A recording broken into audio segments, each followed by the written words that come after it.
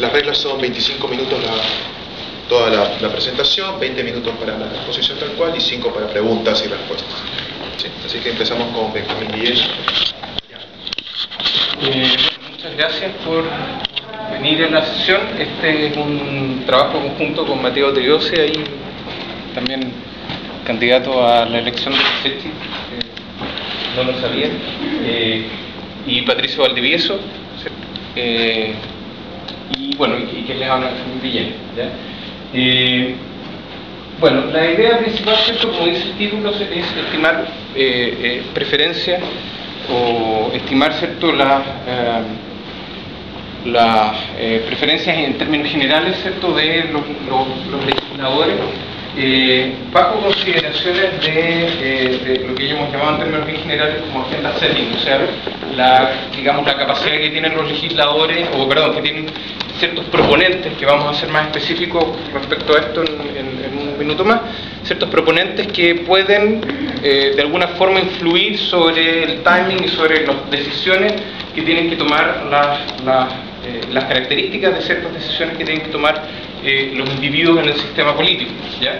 Entonces, nosotros básicamente construimos sobre una larga tradición de modelos de votación espacial, ¿ya?, que básicamente lo que tratan de hacer es descubrir cuáles son las preferencias ideológicas de un determinado grupo de votantes. Ya en particular ahora el foco está en el Senado, el foco empírico, digamos, está pensado en el Senado de Chile, ¿ya?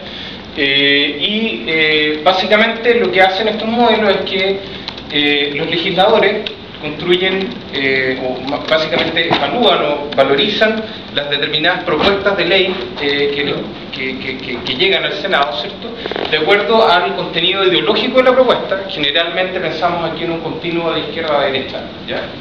Como la dimensión básica, puede haber más, pero en general eso nos vamos a concentrar en eso en este trabajo. Y una característica que se llama valencia, ¿ya? Y valencia es algo que se ha estudiado, un concepto que se ha desarrollado por varios autores, ya esto no, digamos, el concepto de valencia en sí no es nuevo en este trabajo, y podemos pensar como en términos muy generales, como una calidad del proyecto, ¿ya?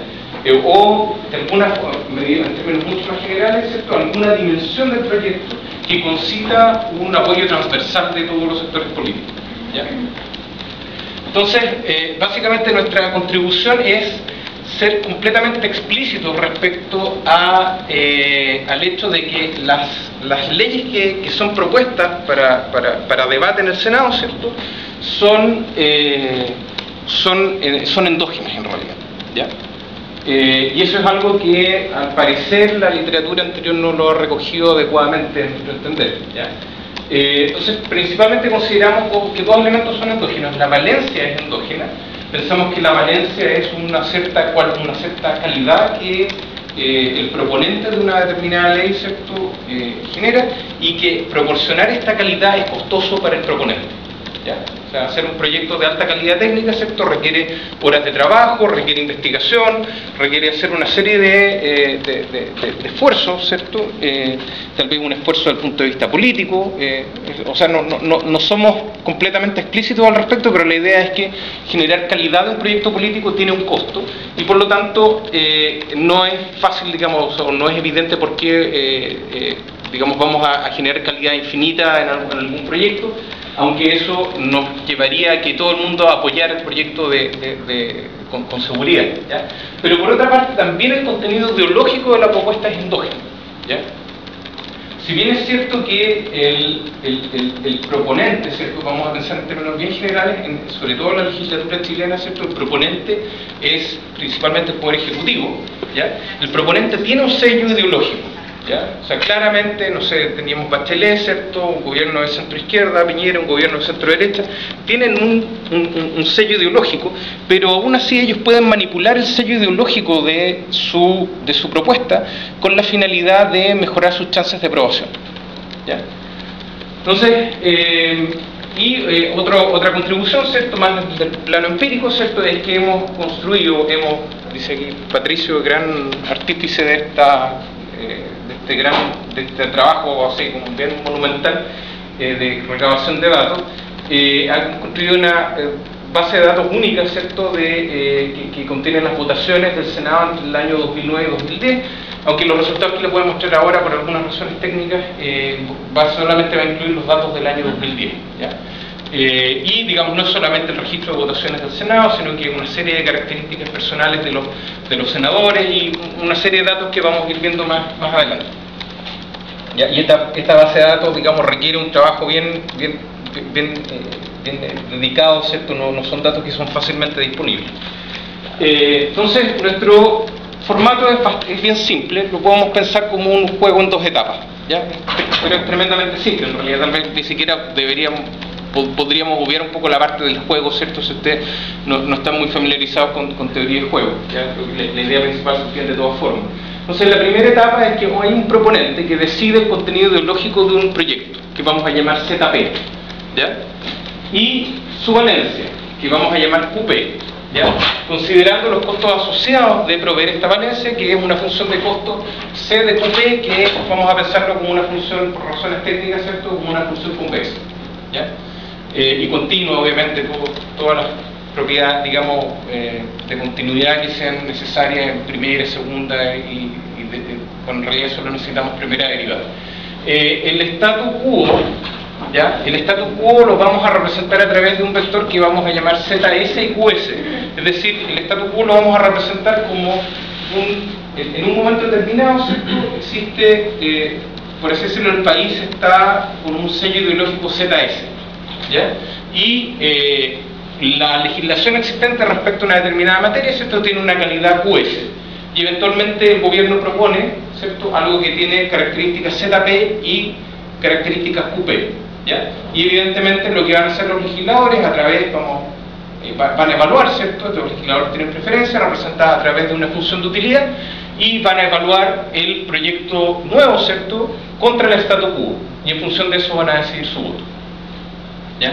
Entonces eso es básicamente lo que tenemos acá. Ahora, obviamente, y esta parte es súper importante, el proponente conoce los sesgos ideológicos de los votantes, ¿ya?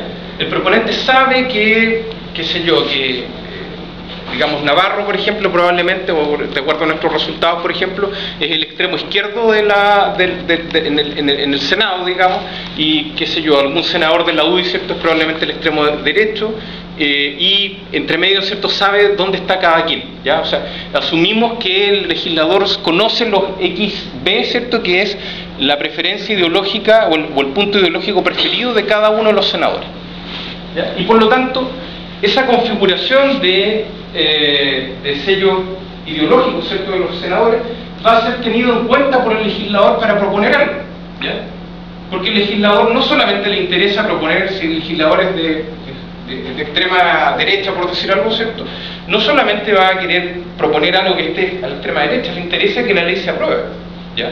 Sabe que si propone algo que está muy en discordancia, ¿cierto?, con las preferencias, un segundito, las preferencias de los otros votantes, sabe que eso tiene una probabilidad de pasar, una probabilidad de aprobación muy baja.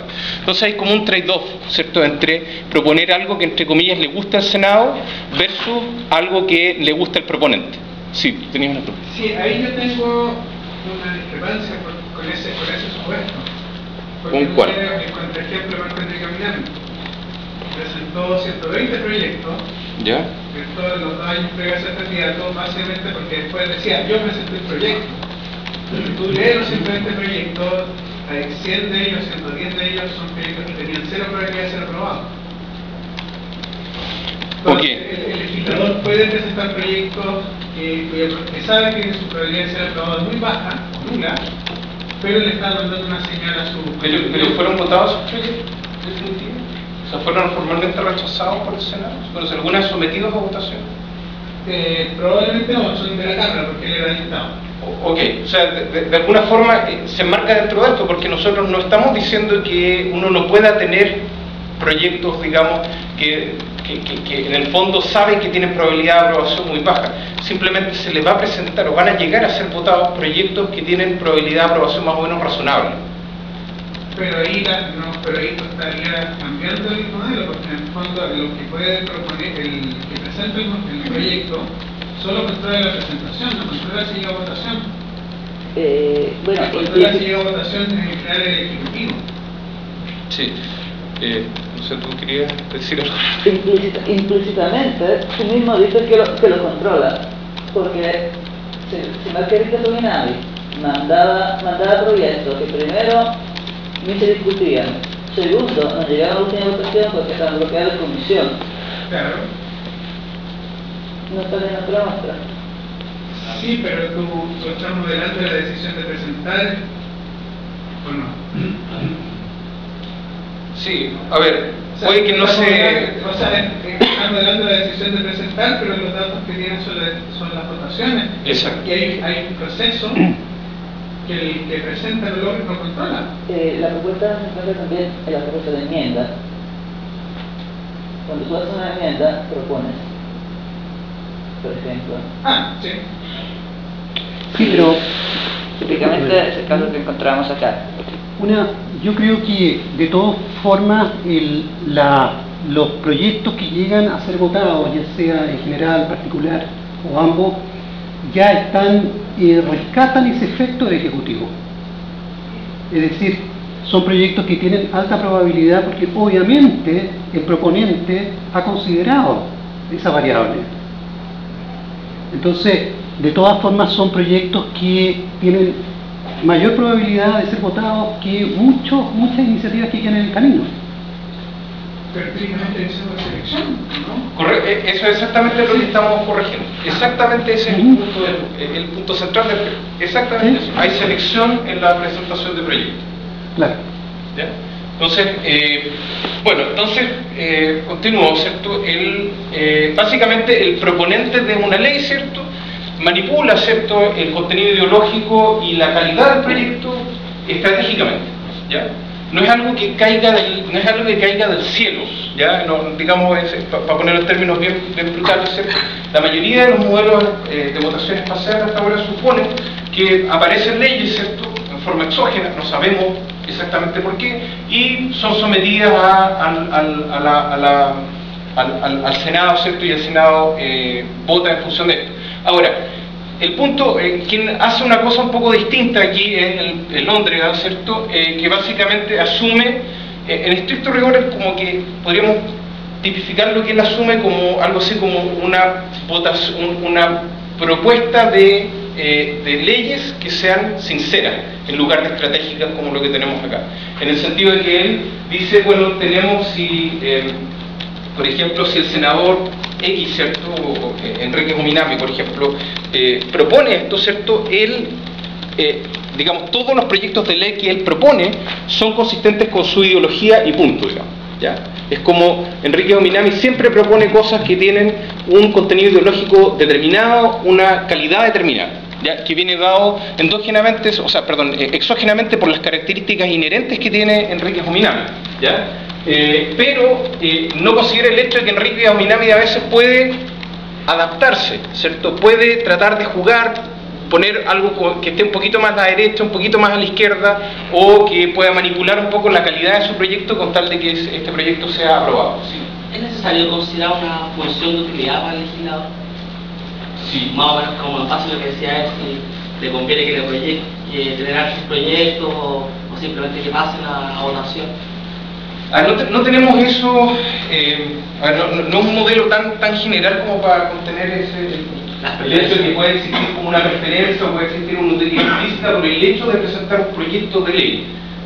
Solamente consideramos que el legislador, ¿cierto?, o el proponente deriva utilidad solamente del hecho de que la propuesta sea aprobada. Y que sea consistente con la alta probabilidad de que la aprueben. Vamos a ver exactamente pero entonces, te fijas que ahí hay un problema. Porque el legislador puede derivar utilidad de proyectos que no son aprobados, por el solo hecho de presentar. Puede ser. Podría ser una crítica que puede ser válida. Ahora, lamentablemente es súper difícil observar, Enrique Juminami se dio el trabajo probablemente de escribir este proyecto, ¿cierto? Pero probablemente hay un universo de proyectos que nunca han sido presentados y que nunca nadie los ha visto y no existe un registro efectivo de eso. ¿ya? Asumiendo ese punto, ¿cierto? Tal vez desde el punto de vista de la política, ¿cierto? Del funcionamiento del sistema político, son probablemente mucho más importantes los proyectos que sí se presentan y que sí se someten a votación, ¿ya? Reconociendo que reconociendo el punto. Yo propongo que Benjamín termine de presentar el modelo y volvemos a esto, porque ahí se va a entender mejor. Sí, ¿Te parece? probablemente eso estamos topando en un... Ok, entonces bueno, un poco como para hacer un link, ¿cierto?, con gente que está en otras áreas de economía.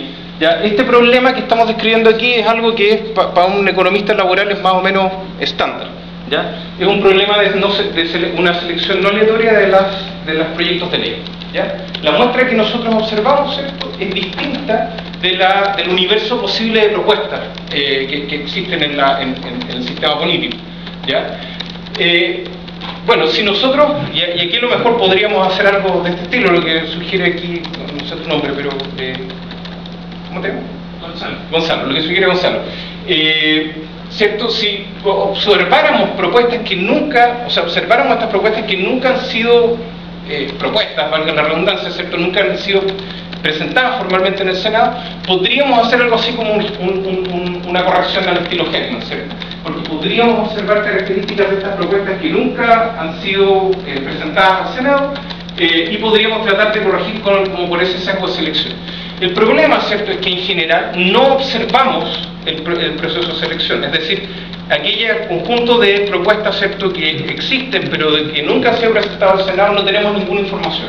A lo mejor sí tenemos alguna información, como nos dicen acá, ¿cierto?, pero en general en el contexto de este modelo vamos a suponer que o pensamos que no tenemos mayor información y por lo tanto ocupar esta metodología de Heckman estándar, ¿cierto?, en economía laboral no nos sirve en este caso y lo que tenemos que hacer es que vamos a utilizar un modelo así semiestructural para identificar el proceso endógeno de generación de propuestas, ¿ya?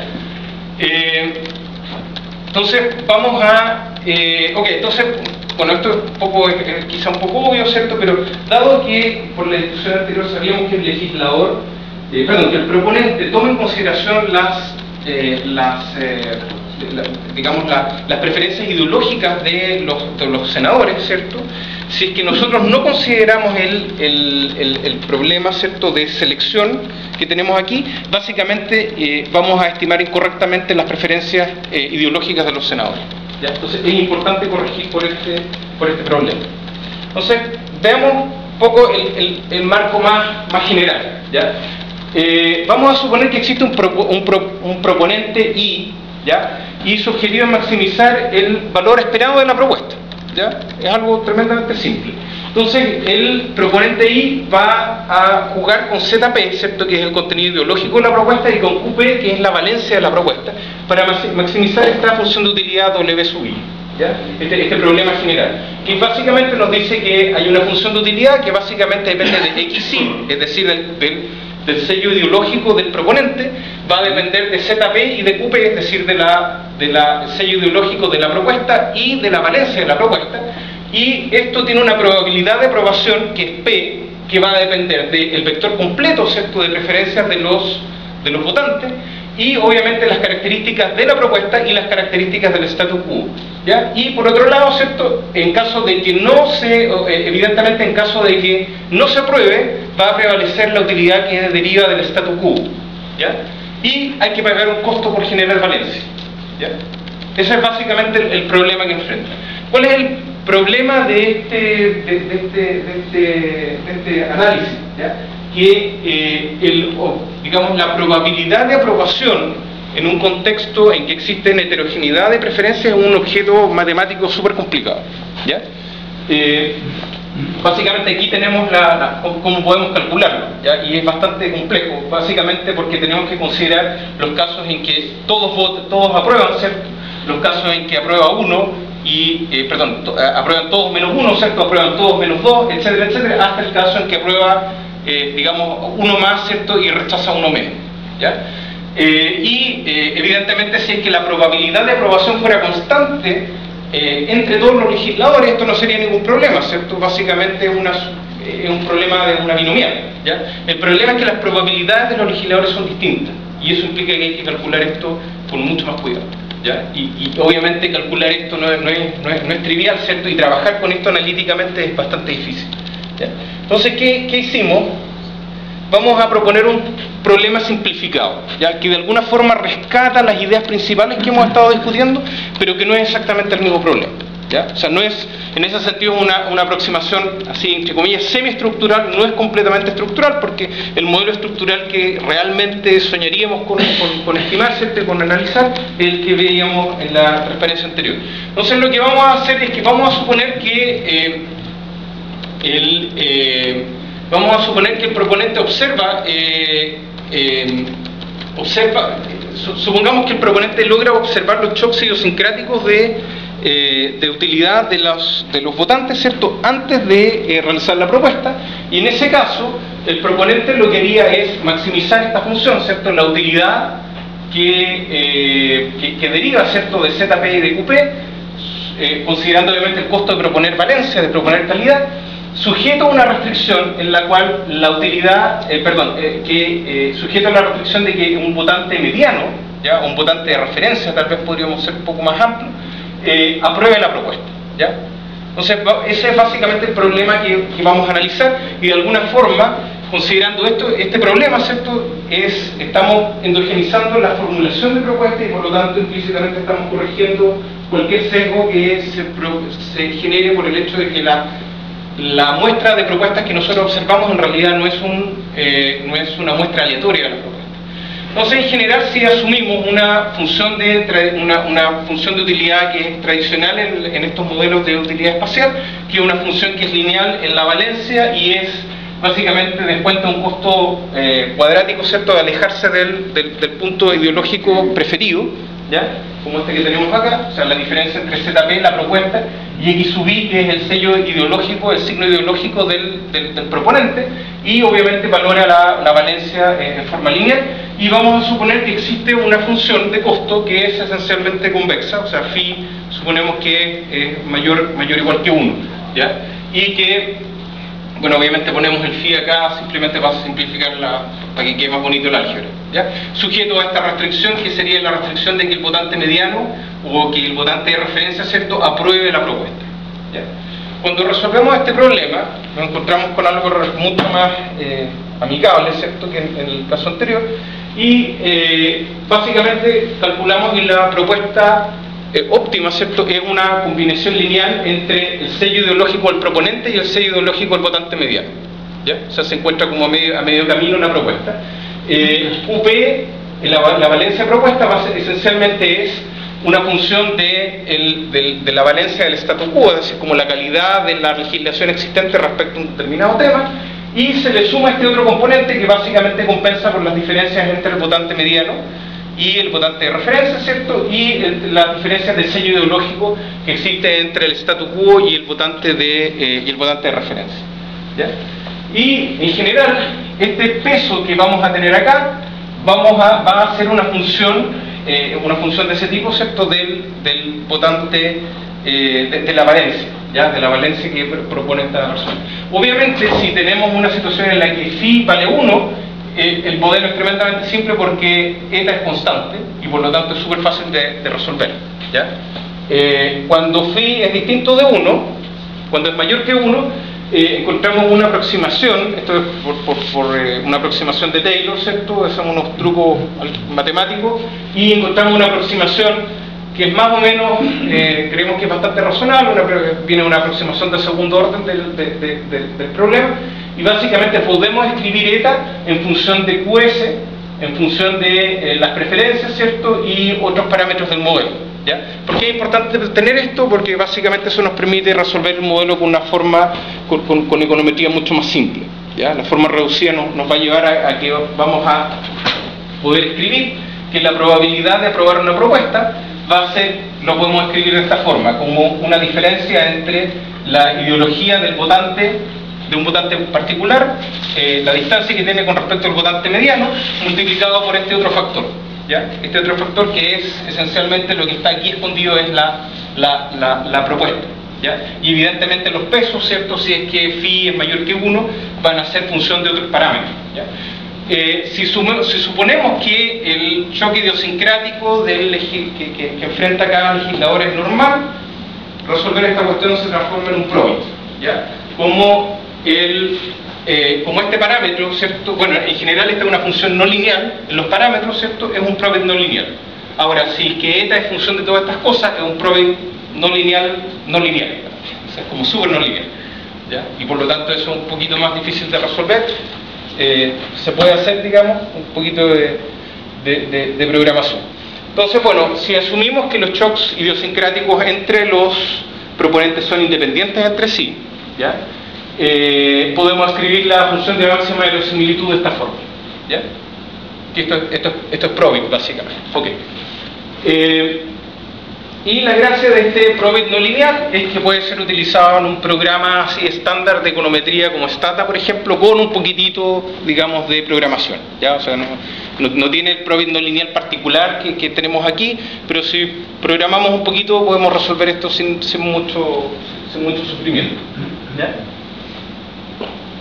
Entonces, bueno, hay algunos temas de identificación, creo que los voy a saltar un poquito, pero un punto bien importante que está en esta literatura es que uno de los mayores objetos, una de las cosas que estamos tratando de descubrir en los datos, son los sellos ideológicos de los senadores, ¿ya? Y esos sellos ideológicos de los senadores podríamos entenderlo en un contexto de datos de panel, ya que tenemos repetición de un montón de votaciones y tenemos individuos, ¿cierto? Que son estos...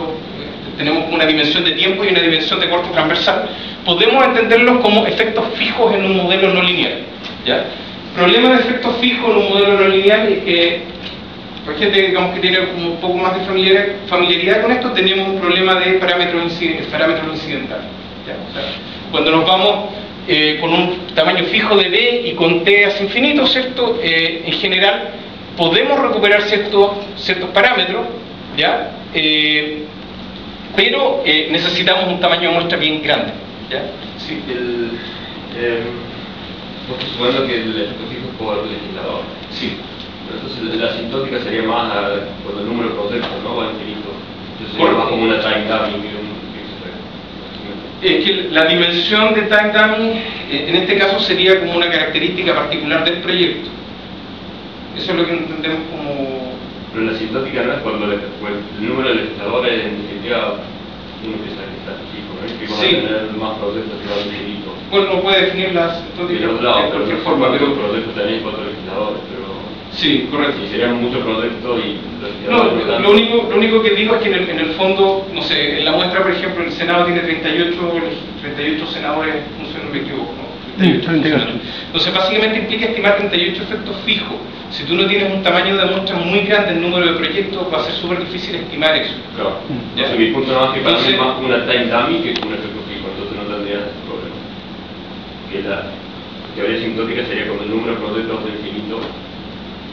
Sí, entiendo el punto.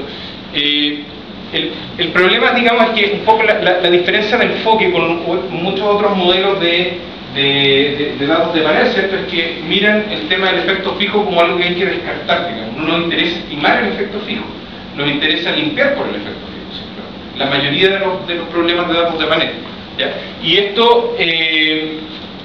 el foco, digamos, es completamente distinto en este tipo de papers, ya que justamente lo que nos interesa son estimar esos efectos fijos y por lo tanto el tamaño de muestra es mucho más importante, el número de votaciones que uno tiene es mucho más importante para poder estimar eso correctamente, ¿ya? En un modelo de datos de panel más normal, entre comillas, no nos preocuparía eso porque realmente si estimamos bien o mal los efectos fijos no nos importa mucho, lo único que queremos es que estamos controlando por eso y que no nos ensucien los estimados, los parámetros, la estimación de los parámetros que sí nos interesa estimar. Pero bueno, hay algunos resultados que tenemos de experimentos de Monte Carlo, en fin, y básicamente llegamos a la conclusión de que, bueno, primero el modelo tiene una serie de problemas de identificación, ya que esto no es nuevo porque hay un paper de Londregan en Journal de Ciencia Política que mira este problema justamente. Y básicamente lo que podemos probar es que cuando phi igual a 1, o sea en este caso lineal, básicamente es imposible identificar simultáneamente efectos fijos de votación y efectos fijos de legisladores, ¿ya? Por lo tanto, necesariamente necesitamos parametrizar un poco las preferencias y parametrizar un poco el statu quo, ¿ya? Y lo que hacemos es que básicamente vamos a parametrizar el statu quo como ocupando estos índices de popularidad del gobierno de ADIMARC que se publican mes a mes, ¿ya? Y de esa forma parametrizamos ese ZS, ¿cierto?, como una combinación lineal de variables, más general, ¿cierto? Lo que ocupamos son los índices de popularidad de ADIMARC, y vamos a parametrizar las preferencias de los votantes en términos de, obviamente, su afiliación política. O sea, el partido político importa en información importante para establecer su sello ideológico, ¿cierto? Pero otras cosas también, como el nivel educacional, la edad, el género y los resultados electorales previos que puede haber tenido, ¿ya? En realidad lo que más va a importar en la práctica va a ser el partido político, y algo va a importar el nivel educacional, ¿ya? La edad creo que también un poquito. Y bueno, tenemos datos hasta ahora, ¿cierto? Tenemos datos para un año del gobierno de Bachelet, un año el año pasado del gobierno de Piñera, y por lo tanto eventualmente también podríamos estimar cuáles son las preferencias de esos gobiernos como proponentes, ¿ya? Cuál es el sello ideológico de ellos. Ok, y me salto, bueno, esto me lo voy a saltar, que son... Básicamente esto es lo que nosotros tenemos, un resultado un poco preliminar. Esto todavía es trabajo en progreso porque hay un montón hay mucho que mejorar. Hay mucho que mejorar todavía. Básicamente lo que obtenemos, por ejemplo, en este modelo, en que solamente ponemos, por ejemplo, la primera columna, solamente partidos políticos, encontramos que, por ejemplo, bueno, la dimensión izquierda-derecha en este caso, digamos, el modelo uno puede multiplicar por -1 todos los índices y da vuelta el sentido del sello ideológico. Por lo tanto, el menos o el más no significa ni izquierda ni derecha, simplemente uno tiene que interpretar, ¿ya? Claramente encontramos que hay una diferencia bastante clara, ¿cierto?, en el sello ideológico. Por ejemplo, este dato aquí del MAS, ¿cierto?, que es básicamente el voto de Navarro, claramente está en el polo opuesto, ¿cierto?, del voto de la gente de la UDI o Renovación Nacional, ¿ya? Y bueno, entre medio de la democracia cristiana, el Partido Socialista, etcétera, ¿cierto? Tenemos esa conformación. También cuando nosotros incorporamos algo de college, o sea, de personas que han ido a la universidad, esto también tiene una influencia positiva y básicamente seca hacia un sello ideológico más de izquierda, podríamos interpretar de acuerdo a nuestros resultados que tenemos acá.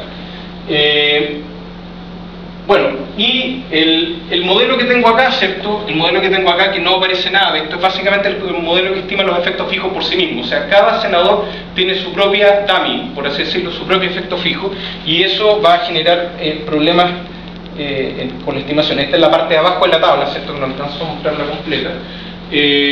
También estimamos este valor como alfa partido por gamma, ¿cierto?, que es el costo relativo, ¿cierto?, de generar valencias, es un valor muy cercano a 1, y la aprobación del presidente, ¿cierto?, también, esto es durante el gobierno de Piñera, ¿cierto?, la aprobación del presidente tiene un efecto negativo. Eso significa que mayor aprobación del presidente, de alguna forma, ¿cierto?, seca los resultados hacia lo que en el modelo cataloga con un signo negativo, o sea, seca los resultados hacia la derecha, ¿ya?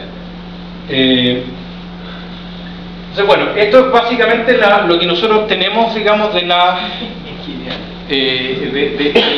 ubicación espacial, ¿cierto?, de los senadores, y básicamente podemos mirar las primeras 4 columnas y más o menos nos cuenta una historia relativamente consistente, ¿ya? O sea, más o menos está a la izquierda, que uno esperaría que estuviera a la izquierda, más o menos está a la derecha, que uno espera que esté a la derecha, ¿ya? Lo que no alcanza a salir acá, lamentablemente, pero sí se aprecia el orden, es lo que uno estima por efectos fijos, ¿ya?